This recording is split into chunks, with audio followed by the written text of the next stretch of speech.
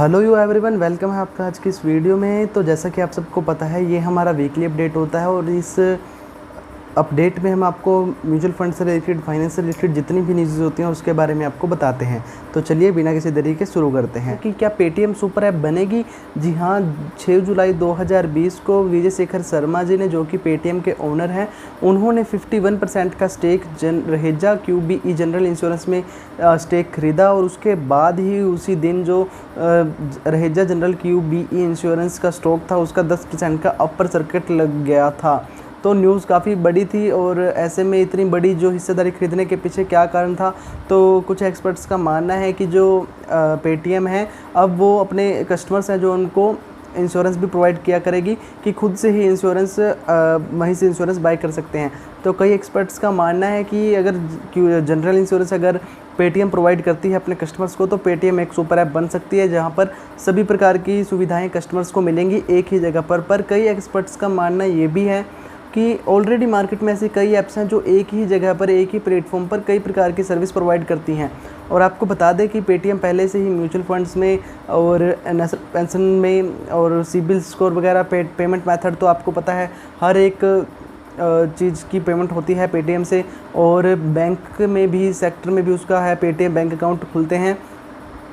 तो ऐसा माना जा रहा है कि रहेजा जनरल QBE इंश्योरेंस में 51% स्टेक बाय करने के बाद जो है पेटीएम एक इंश्योरेंस सेगमेंट की तरफ अपना कदम बढ़ा सकती है और जिसकी वजह से जो पेटीएम सुपर ऐप भी बन सकती है जहां पर उनके कस्टमर्स को सभी प्रकार की सर्विसेज मिलेंगी। और आपको पता है कि वोकल फॉर लोकल आजकल कितना ट्रेंडिंग में है, तो पेटीएम भी इंडियन ही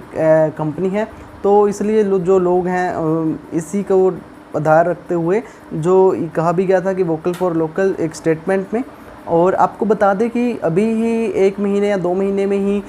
जो पेटीएम आपको इंश्योरेंस प्रोवाइड नहीं करेगी, क्योंकि जो IRD से, जो कि इंश्योरेंस के रेगुलेटर हैं, IRDAI insurance regulator and development authority of India, वहाँ से परमिशन लेनी पड़ेगी, फाइल सबमिट करनी पड़ेगी। उसके बाद परमिशन आने के बाद जो है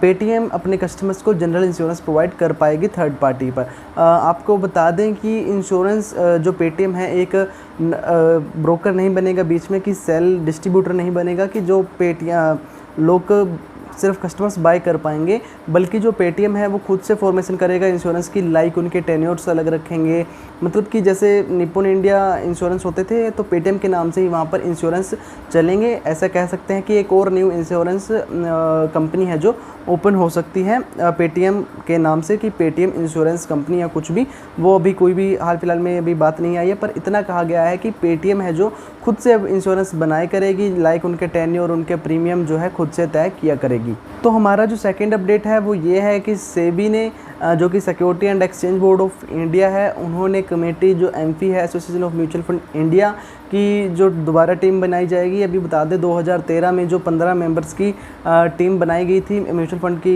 डेवलपमेंट करने के लिए, म्यूचुअल फंड इंडस्ट्री को डेवलपमेंट करने के लिए, जो कि हर एक AMCs में से, कुछ AMCs में से फंड मैनेजर को या CEO को चुना गया था और उसी से ही कमेटी बनाई गई थी म्यूचुअल फंड इंडस्ट्री के लिए, ताकि उनकी डेवलपमेंट हो सके। पर अब जो है दोबारा से 20 मेंबर्स की कमेटी बनाई जाएगी और अलग अलग फंड हाउसेस से अलग अलग फंड मैनेजर्स को या CEO को वहां से चुना जाएगा और उनको जो है एमफी पर, जो कि association of mutual fund India, mutual fund industry पर उनको पद सौंपे जाएंगे।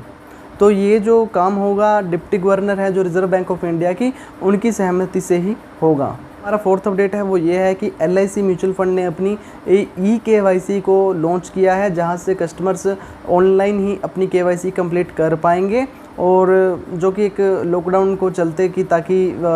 कस्टमर्स को उनकी ब्रांच में या ऑफिसेज में विज़िट करने की नीड ना पड़े, इसी को देखते हुए LIC म्यूचुअल फंड ने, LIC AMC ने eKYC को लॉन्च किया है। और BSE स्टार MF, जो कि म्यूचुअल फंड डिस्ट्रीब्यूटर का एक बहुत ही बड़ा BSE स्टॉक एक्सचेंज का एक